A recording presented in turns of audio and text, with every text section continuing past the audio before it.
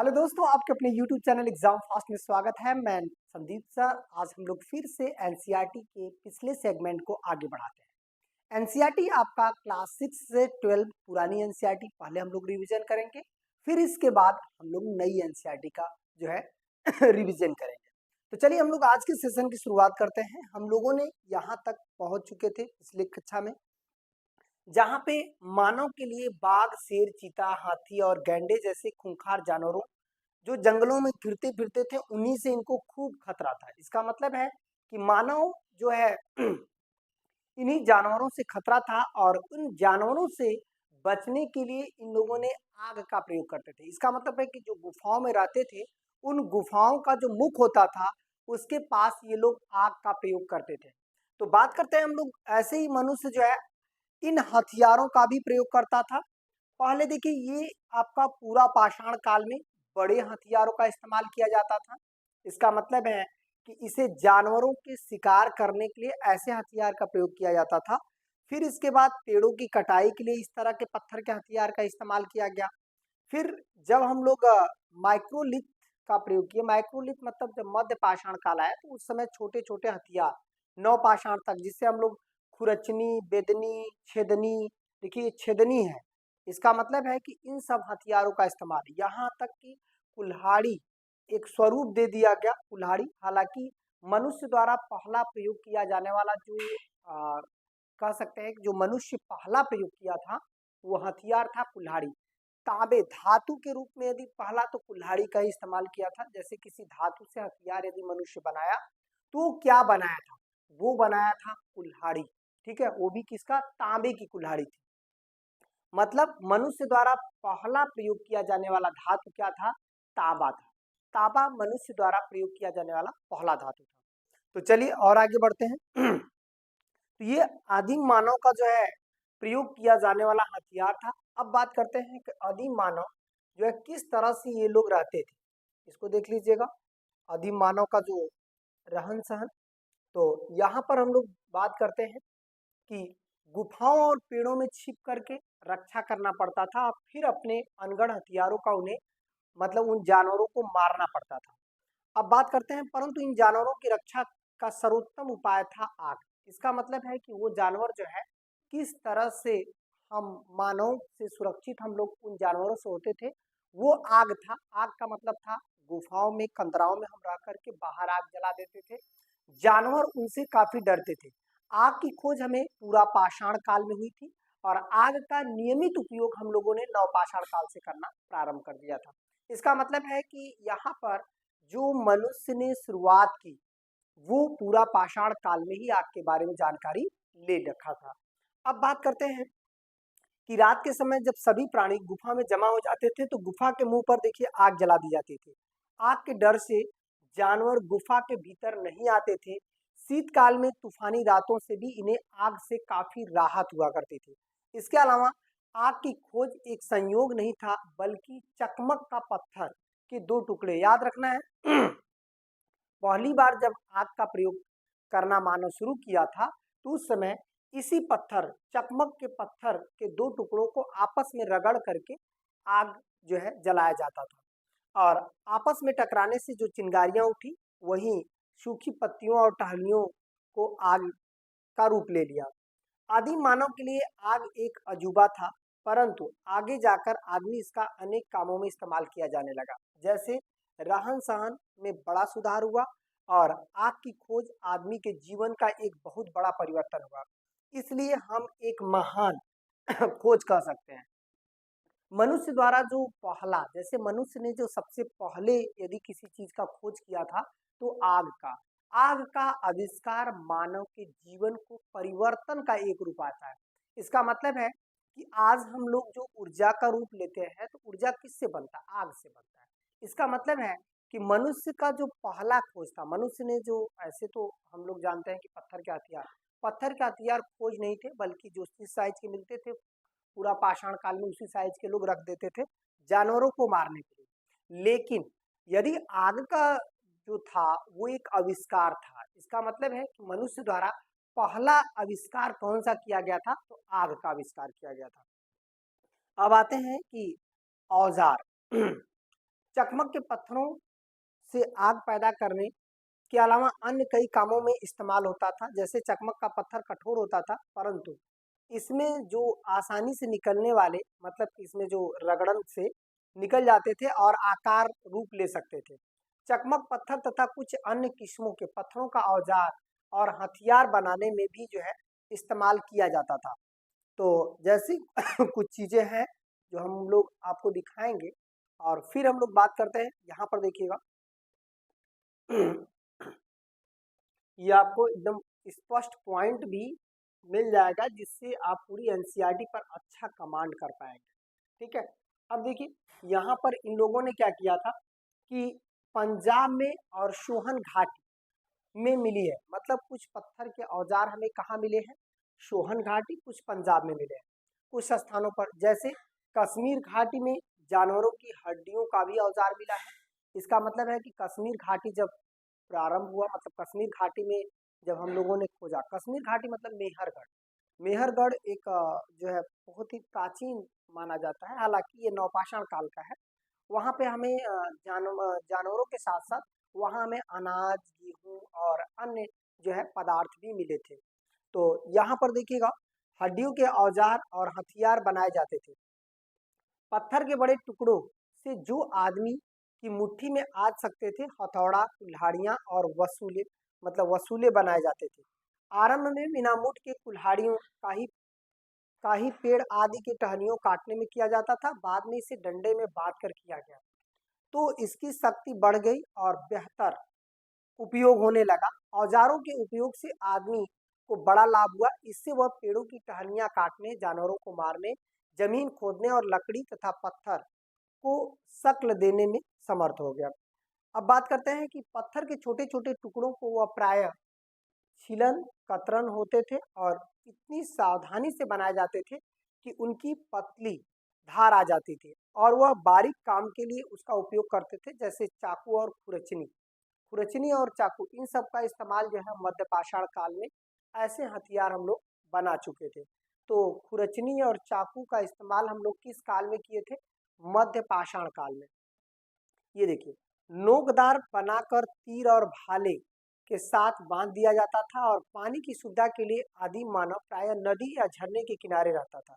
यदि तुम हिमालय की तराई या नदियों के पाटों में, दक्कन के पठार के कुछ भाग में, जैसे आपका नर्मदा घाटी, याद रखिएगा नर्मदा घाटी जो है मनुष्य, भारत में आदिम मानव का पहला साक्ष्य, इसका मतलब है कि मनुष्य के रहने का पहला साक्ष्य यदि भारत में कहीं दिखाई दिया तो कहाँ पर दिखाई दिया था, नर्मदा घाटी में। यहाँ पर घूमो और जमीन को गौर से देखो, कदा कदा आदिम भी ऐसा कोई है जहाँ पे औजार के कुछ आपको मिलेंगे। इसके अलावा पुरातत्व ने औजार के कुछ यहाँ पे साक्ष्य भी मिले थे। ठीक है, तो अब देखिएगा, अब हम लोग इसमें देख सकते हैं ये औजार कौन कौन से थे, इसको देखिएगा। ये देखिए, इस तरह के औजार थे। ये पूरा पाषाण काल, ये मध्य पाषाण काल, ये नवपाषाण काल। इसका मतलब है कि इन्हीं औजारों का इस्तेमाल ये लोग करते थे। चलिए और आगे बढ़ते हैं। अब बात करते हैं कि इनके जो मानव का आरंभिक जीवन था। जैसे ये देखिए, मानव का आरंभिक जीवन इतिहास के हजारों वर्षों का एकमात्र अवशेष है। पत्थर के अनगढ़ औजार जिनका इस्तेमाल शिकार करने और अन्य कामों में होता था, ये अक्सर नदियों के किनारे ही रहते थे। इसका मतलब है कि यह मानव कहाँ पर हमें देखे जाते थे, ये नदियों के किनारे जंगली जानवरों के शिकार में खोज में घूमता फिरता था। इसका मतलब है कि यह व्यक्ति अस्थाई निवास नहीं था। इससे ये मालूम होता है कि इस काल का मानव, जो पूरा पाषाण काल का मानव था, वो अस्थाई निवास नहीं करता था और इन औजारों का खूब इस्तेमाल करता था। इसे पाषाण युग कहते थे। इस्तेमाल किए गए पत्थर औजार के स्वरूप के आधार पर पाषाण युग में तीन अवस्थाओं में बांटा गया है। एक पूरा पाषाण, मध्य पाषाण और उत्तर पाषाण काल को हम नव पाषाण काल कहते हैं। मनुष्य अपनी भोजन सामग्री के लिए लगभग पूरी तरह प्रकृति पर निर्भर था। प्रारंभिक औजार से वह अनेक काम कर लेता था, जैसे मरे हुए पशुओं का खाल उतारना, मांस काटना और उसकी हड्डियां फाड़ना आदि अनुभव से उनके सीखा कि पत्थरों से ठीक किस प्रकार के चिप्पन निकाले जाते थे और खास जरूरतों के लिए इस तरह के औजार बनाए जाते थे।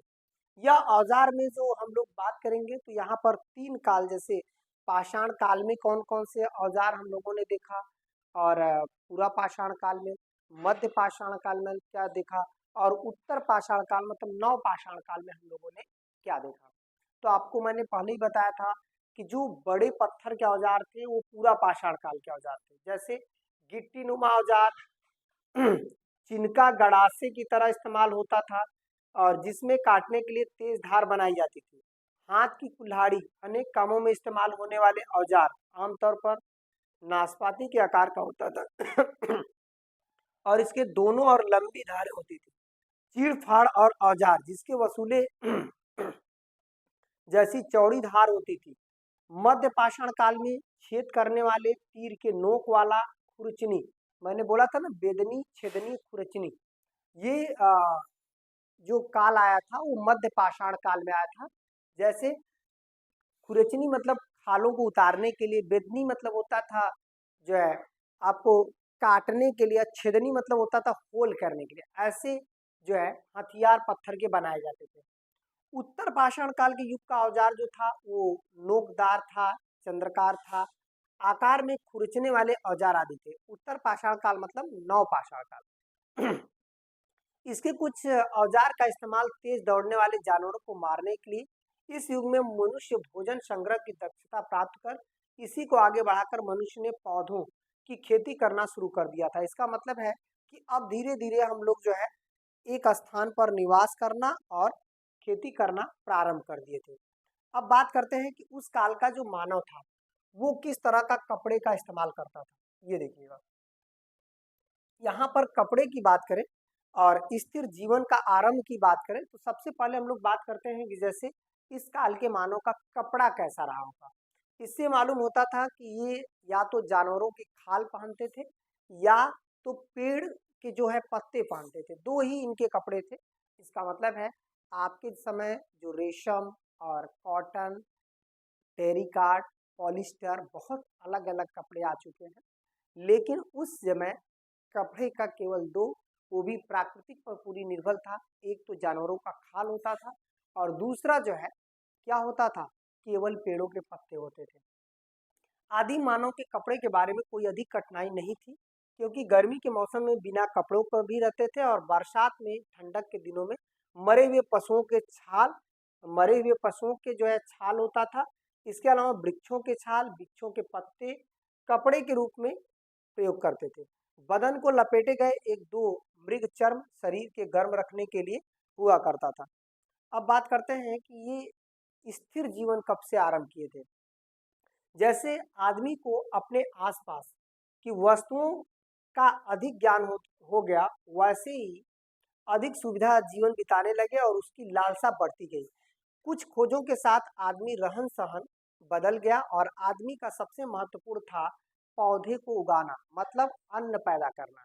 इसकी पहली शुरुआत हम लोग मानते हैं कि मेहरगढ़ से, यहाँ हमारे यहाँ जो बेलन घाटी है उत्तर प्रदेश में, ठीक है। तो इसका मतलब है कि इन स्थानों पर ये मानव जो है अब पौधे उगाना शुरू कर दिए थे, मतलब अन्न की खेती करना शुरू कर दिए थे, अन्न पैदा करना। उससे पता लगा लिया कि भूमि में बीज डालने और पानी देने से पौधे उगते हैं, ये कृषि की शुरुआत थी। यह एक महत्वपूर्ण खोज था कृषि का शुरुआत, क्योंकि मानव को अब भोजन की तलाश में एक जगह से दूसरी जगह भटकने की जरूरत नहीं थी। उसका खानाबदोश जीवन जो है समाप्त हो गया। ये सब घटनाएं कब हुआ, खानाबदोश जीवन समाप्त होना? ये नवपाषाण काल में हो गया और उसने एक स्थान पर टिके रहने वाले किसानों का जीवन शुरू कर दिया। मानव जीवन पद्धति में परिवर्तन हुआ और विभिन्न भागों में, विभिन्न कालों में हुए। हमारे देश में अधिकांश स्थानों में परिवर्तन आज से लगभग 4 से 5,000 साल पहले कुछ घटनाओं में देखा जा सकता है। अब बात करते हैं कि यहाँ पर किस तरह से नवपाषाण काल अब शुरू हो गया है। लोग पशुपालन शुरू कर दिए। मनुष्य का एक और महत्वपूर्ण खोज थी कि उसे पता चल गया कि जंगली पशु को पालतू बनाया जा सकता है, यानी वह उन्हें अपने काम के लिए उपयोग में ला सकते हैं। उदाहरण के लिए जंगली बकरे, इसका मतलब है जो बकरे और बकरियों को मानव ने सबसे पहले जैसे यदि पूछेगा कि किस जानवर को सबसे पहले मानव ने पालना शुरू किया था, तो बकरे और बकरियों को। याद रखिएगा, मनुष्य का सबसे पहला सहचर्य जीव यदि पूछेगा कि कौन सा है, तो ये हो जाएगा आपका कुत्ता। मतलब मनुष्य के साथ रहने वाला पहला जानवर कुत्ता था, लेकिन मनुष्य ने पालना किस जीव को शुरू किया, तो बकरे और बकरियां को केवल मारा जा सकता था, उनका मांस खाया जा सकता था, परंतु पालती बकरियां प्रतिदिन दूध दे सकती थी, उनसे बकरियों पैदा की जा सकती थी और उनमें से कुछ खाई भी जा सकती थी।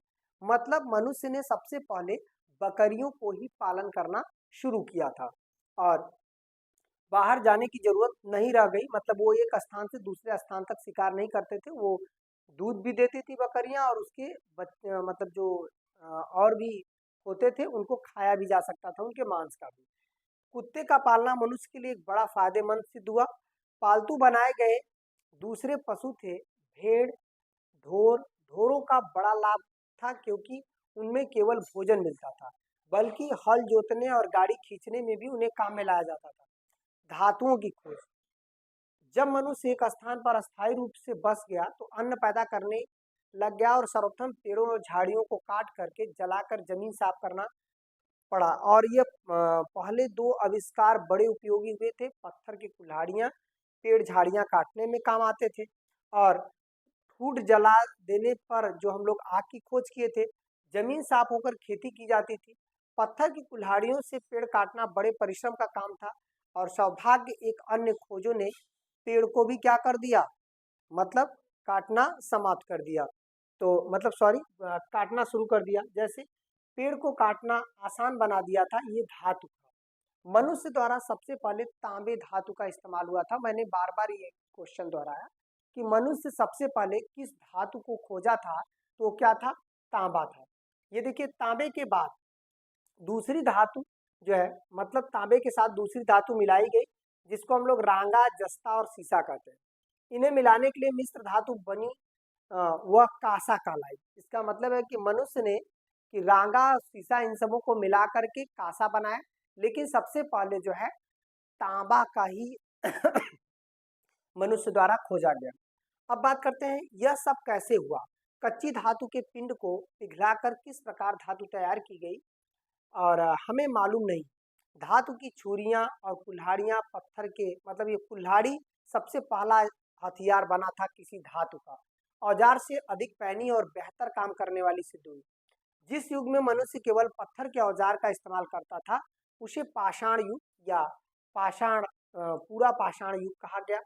और फिर बाद में नवपाषाण युग में क्या था, जिस युग में मनुष्य छोटे छोटे पत्थरों का इस्तेमाल करना और धातु का इस्तेमाल करना शुरू किया था, उसे ताम्रपाषाण या कांस्य पाषाण करने लगे। इसका मतलब यहाँ से नवपाषाण काल के अंतिम चरण चल रहा था। भारत में कई स्थानों पर युग को तांबे या कांसे की कुल्हाड़ियां हमें दिखाई दी। ऐसे में ब्रह्मगिरी, ये पड़ता है कर्नाटक में, मैसूर के पास। नौदा टोली, ये नर्मदा तट के पास मध्य प्रदेश में पड़ता है। यहाँ पर हम लोगों को देखने को मिला था। ठीक है, अब आते हैं पहिया। पहिया एक महत्वपूर्ण खोज थी जिसे हम लोग चाक या पहिया, इसका आविष्कार हम लोगों ने कब किया था। इसका आविष्कार मानव ने नवपाषाण काल में पहिए का आविष्कार किया था। मतलब एक बहुत बड़ी आविष्कार थी और नवपाषाण काल में ही मनुष्य ने जो है कपड़े की खोज कर लिया, मतलब रेशम से कपड़े बनाना प्रारंभ कर दिया था। अब आते हैं कि कोई भी जानता कि पहिए की खोज किसने की और वह कब हुई, लेकिन खोज से आदमी के जीवन में बड़ी तेजी से प्रगति हुई।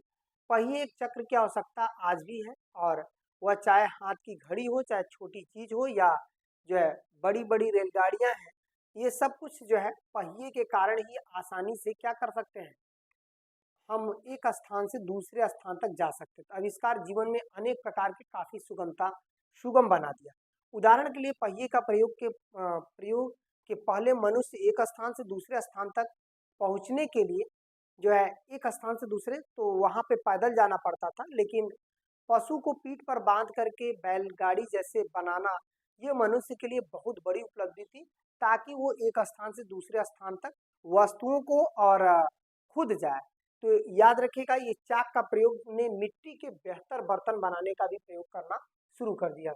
ये केवल पहिए का आविष्कार नहीं हुआ, बल्कि नवपाषाण काल में मिट्टी के बर्तन भी प्रारंभ हो गए थे। एनसीईआरटी जो आप पढ़ रहे हो, वो यूपीएससी हो चाहे वनडे एग्जाम हो, सभी के लिए बेहतर है। अब आते हैं प्रारंभिक गांव। मानव के जीवन में स्थिर होने और एक दूसरे में कई परिवर्तन हुए। जब तक लोगों को एक स्थान से दूसरे स्थान पर भटकना पड़ा, तब मनुष्य, पुरुष, स्त्री और बच्चे बड़े समूह में रहना प्रारंभ कर दिए। ये समूह क्या था? नवपाषाण काल का था। और इन्हें एक दूसरे से सुरक्षा और सहायता भी मिलती थी, और ये अस्थायी रूप से बसने लगे और अपने अन्न पैदा करने लगे। ये बहुत बड़ा समूह कायम हुआ और धीरे धीरे ये पारिवारिक इकाई बन गया। तो इस तरह से जो है हम लोग उनके रहने के लिए हम लोगों ने झोपड़ियां बनाई, मतलब अपने रहने के लिए चावल गेहूं उगाने लगे, और बकरियां, भेड़ और ढोर जैसे पशुपालन करने लगे। ऐसे गांव सारे भारतवर्ष में पाए गए। पर नदी की जो नदी की स्थितियां थी, इसका मतलब है ये देखिए, ये तांबे से बने कुल्हाड़ियां थी। इसका मतलब इनका धातुओं का इस्तेमाल हम लोगों ने करना शुरू कर दिया था। ये देखिए मिट्टी के बने बर्तन है जो नवपाषाण काल के थे। ये सब कुछ जो है नवपाषाण काल के थे। अब बात करते हैं नवपाषाण काल एक खाद्य उत्पादक की अवस्था, एक ऐसा समय था जब मनुष्य जीवन का ढंग पूरी तरह बदल गया। इसके पहले मनुष्य जानवरों का शिकार करता था और जंगली पौधों को जमा करता था।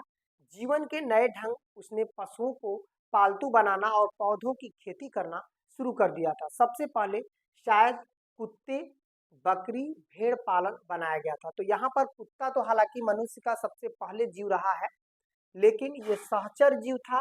पालन में बकरी, भेड़ पालना शुरू किया था। पौधों में गेहूं और जौ की खेती मानव ने सबसे पहले जो है करना प्रारंभ किया था। इसका मतलब है कि मनुष्य ने सबसे पहले, यदि पूछेगा कि किसकी खेती करना प्रारंभ किया था, तो गेहूं और जौ की खेती मनुष्य ने सबसे पहले करना प्रारंभ कर दिया था। इसके लिए आदमी कुछ निश्चित क्षेत्रों में बस जाना आवश्यक समझा, और गांव के किसान समुदाय का विकास हुआ और आदमी भूमि साफ करने लगे और खेती के लिए जमीन तैयार करने लगे। खास किस्म के औजार की जरूरत पड़ी। इसके अतिरिक्त अनाज को जमा रखने के लिए, तरल चीजों को रखने के लिए बर्तन की जरूरत पड़ी। इन जरूरतों के उसे मिट्टी के बर्तन बनाने पड़े, और पुराने बर्तन, टोकरियां मिट्टी और लेप लगाकर बनाए गए। तो ये सब मिट्टी के बर्तन बनाना मनुष्य ने कब से प्रारंभ किया? नवपाषाण काल से। तो उनके सामने खाद्य उत्पादन के लिए कुछ औजार थे, जैसे वजनदार डंडा का इस्तेमाल जमीन खोदने के लिए, औजार और ऊपरी हिस्से में गोलाकार पत्थर डालना और नोकीला बनाना, उसके सिर जमीन को छेद करने के लिए, बीज बोया जाना, ऐसा जो है। इसके अलावा फसल काटने के लिए हंसिया का इस्तेमाल और कुल्हाड़ी का इस्तेमाल पेड़ों को काटने छाटने के लिए, सिल और बट्टा का इस्तेमाल अनाज को पीसने। सिल और बट्टा कब खोजा गया था? नवपाषाण काल में जो है मानव ने सिल और बट्टे का भी आविष्कार कर दिया। विभिन्न प्रकार के मिट्टी के बर्तन, कटोरे, पेंदी और चटाई का भी जो है इसने प्रारंभ कर दिया था। अब बात करते हैं कि मनुष्य जो है इसके अलावा घाटियों में, समतल मैदानों में, मतलब ये रहना कहाँ शुरू किया था? ये रहना शुरू किया था घाटियों और समतल मैदानों में। इतना ध्यान रखिएगा, ये घाटियों और समतल मैदानों में अधिक उपजाऊ होती थी और फसल उगाना आसान था। इनकी तादाद अधिक। पुरातत्ववेत्ताओं के अनुसार इन्होंने गांव के अवशेष की खोज निकाला जहां पे ये लोग घाटी में देख कर रहते थे। जैसे आपने देखा होगा कि सबसे पहले नर्मदा घाटी, वहाँ पानी की सुविधा और ये सभी सुविधाएं मिलने लगी। गांव छोटे थे और झोपड़ियां एक दूसरे से सटी रहती थी। एक दूसरे के नजदीक रहने से जंगली जानवरों से गांव की रक्षा करने की आसानी होती थी। झोपड़ियों के क्षेत्र को संभवतः मिट्टी के दीवार, कांटेदार झाड़ी, बाढ़ से घेर दिया जाता था। खेत इस घेरे के बाहर होते थे। आमतौर पर गांव खेतों की अपेक्षा कुछ अधिक ऊंची भूमि पर बसा होता था। झोपड़ियां घास फूस छप्परों से ढकी जाती थी और आमतौर पर एक एक कमरे की होती थी, और बल्लियों और इन सब से, मतलब कि लकड़ियों से ही जो है ये टहनियां और घास फूस बिछाकर बनाए जाते थे, जिसे हम लोग मड़ई या झोपड़ी कहते हैं। झोपड़ी में आग जलाकर उस पर खाना जमा झोपड़ी में आग जलाकर खाना भी पकाया जाता था। रात में उसी आग के चारों ओर परिवार के लोग सोते थे। अब भोजन कच्चा नहीं था, पकाकर खाया जाता था, क्योंकि ये नवपाषाण काल का युग चल रहा है। मांस को आग में भुनाकर खाया जाता था। दो पत्थरों के बीच अनाज पीसा जाता था। आटे की रोटी बनाई जाती थी। इसके अतिरिक्त अनाज बड़े बड़े घड़ों और जो है मर्तबानों में रखा जाता था। खाना पकाने के लिए बर्तनों की जरूरत पड़ती थी। आरंभ में मिट्टी के बर्तन बनते और बाद में धातु के भी बनने लगे। शुरू में मिट्टी के बर्तनों में स्त्रियां बनाती थी और पहले अपने हाथों को गोल घड़ों में रखती थी। इसका मतलब है कि इस तरह से जो मानव था वो इस तरह से जीवन जीना शुरू कर दिया। और यहाँ पर हम लोग ये भी कह सकते हैं कि ये जो नवपाषाण काल था, नवपाषाण काल में कटोरों और तस्तरियां, ये देखिएगा, कटोरों और तस्तरियों में ढाल देती थी, फिर उन्हें धूप में सुखा दिया जाता था। आगे चलकर सुखाए गए इन मिट्टी के बर्तनों में जो है भट्ठे और आवे से पकाया जाता था। और ये मिट्टी के बर्तन जो है पके हुए बर्तन थे। और पाषाण युग में कुम्हार कभी कभी अपने बर्तनों को सुंदर रूपांकन भी करना शुरू कर दिया था। और फिर इसके बाद हम लोग कह सकते हैं कि ताम्र पाषाण युग में मानव जो है आभूषण सजावट का शौकीन था। अब मनुष्य को जंगली जानवरों और खराब मौसम के खिलाफ कठोर संघर्ष नहीं करना पड़ता था। इसलिए आनंद मनाने तथा अन्य स्त्रियों के लिए आभूषण बनाने और पास में जो है स्त्रियां सीपियों हड्डियों की भी आभूषण बनाती थी। और सुंदर कंघियां जो है लगाए जाते थे। केवल पशुओं का खाल, पेड़ों का छाल और पत्तों का नहीं, बल्कि मनुष्य अब कपास के पौधे, नवपाषाण काल में कपास के पौधे को उगाना शुरू किया और इसके माध्यम से ये कपड़ा बुनना शुरू कर दिया था। तब के लोग खानाबदोश जीवन क्या किए थे, समाप्त कर दिए थे। मतलब पहला समाज खानाबदोश था, लेकिन छोड़ करके अब ये लोग गाँव में रहने लगे। इससे मालूम होता है कि एक दूसरे के परिवार और दूसरे समूह के साथ रहने के लिए वो एक दूसरे का सहयोग भी करते थे। और पशुओं को देख रेख महिलाएं करती थी, स्त्रियां सूत भी काटती थी और कपड़ा बुनती थी। कुछ मिट्टी के बर्तन भी बनाती थी। स्त्रियां बर्तन बनाने के लिए कुम्हार के चाक का इस्तेमाल नहीं करती थी, वो केवल पुरुष ही चाक बनाते थे। इसका मतलब है कि प्राचीन समय में पुरुष ही चाक का इस्तेमाल करते थे, जो कुम्हार का चाक होता था, और स्त्रियां इसका इस्तेमाल नहीं करती थी। वो बल्कि बर्तन के सांचों में बना करके मिट्टी के बर्तन बनाया करती थी। फिर भी गांव एक दूसरे से ऐसा जो है मुखिया भी अवश्य एक नेता भी होता था, जिसे मुखिया कहते थे, जो उसके आदेश पर पूरे गांव के वृद्ध आदमी ही प्राय मुखिया होता था। वह सबसे अधिक बुद्धिमान या समझा जाता था। तो यहाँ पर हम लोग ये भी कह सकते हैं कि इस काल में इस तरह के जो है चीजें हम लोगों को दिखाई देती हैं। मनुष्य मृत्यु से डरते थे, वे बिजली या कड़कड़ाहट भूकंप से भी डरते थे, क्योंकि इनका कारण नहीं जानते थे। इसका मतलब है कि उत्तर इससे मालूम हुआ कि आकाश एक देवता था। प्राचीन समय में नवपाषाण काल में जो सूर्य को प्रतिदिन आकाश में यात्रा करते जो है अनुमति देता था। धरती की कल्पना एक ऐसी माँ के रूप में की गई थी, जिसे जो है पौधों को अपने बच्चों का पालन करती थी। उसके गर्भगृह से एक बच्चा, हालांकि ये तो आपका उसमें हम लोग देखते हैं जिसको कहते हैं सिंधु सभ्यता में धरती फसल पैदा करती थी, इसलिए उन्हें भी देवता माना जाता था। मतलब कि पाषाण काल में धरती माता को और आकाश को, धरती माता को बलि देकर स्तुति गान से संतुष्ट करना जरूरी था। मातृ देवी के रूप में धरती माता को जो है छोटी मूर्तियां बनाई जाती थी, सर्वत्र इनकी पूजा होती थी। इस प्रकार व्यक्ति चमत्कारी हो गए और दावा करने लगे कि मौसम पर काबू पा सकते हैं, बीमारी अच्छी कर सकते हैं, नुकसान से लोगों की रक्षा कर सकते हैं। बाद में पुरोहित एक ऐसा वर्ग तैयार हुआ जो समूचे समाज की ओर यज्ञ करता और मंत्रों का गान करने लगता है। ये सब कुछ आदिम मानव की शुरुआत थी। धर्म कुछ ऐसे पहलू थे जो मनुष्य के लिए पहेली बन गए। हर रोज सूरज क्यों उगता है और क्यों डूब जाता है, ये और स्वप्न, जन्म, विकास, मृत्यु मनुष्य के समझ से बाहर थे। यह कारण था कि हर साल ऋतुएं बराबर आती जाती थी और मनुष्य इसके बारे में जो है पूर्णतः नहीं समझ पाता था। ठीक है, तो इस तरह से हम लोग बात करते हैं कि यहाँ पर ये देखिएगा,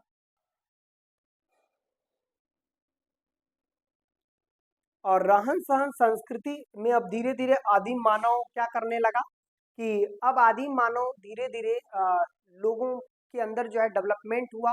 इसका मतलब अब संस्कृति विकसित हुआ, भाईचारा निकलने लगा। तो अब आपस में ये लोग काफी एक दूसरे के सहयोग करने लगे, क्योंकि अब वो गांव में रहना क्या किए थे, प्रारंभ कर दिए थे। इसी के साथ जो है इसमें काफी सुधार हुआ और सुखमय और सुगम जीवन ये लोग जीने लगे और नगरों का जन्म हुआ। इसका मतलब है नगरों का जन्म हुआ। तो यहाँ तक आपका एनसीईआरटी आज हम लोगों ने कंप्लीट कर लिया। अब इसके नीचे जो है अभ्यास के लिए प्रश्न है, फिर हम लोग इसको ऑब्जेक्टिव प्रश्न में एक बार देखेंगे, ठीक है। और जितने भी चैप्टर कंप्लीट होते हैं, ये पहला चैप्टर कंप्लीट हो गया। अब हम लोग अगले चैप्टर में जो है फिर से देखेंगे, और एक बेहतर जो है अगला चैप्टर, उसके पहले आपको ऑब्जेक्टिव क्वेश्चन भी मिल जाएगा, ठीक है। धन्यवाद।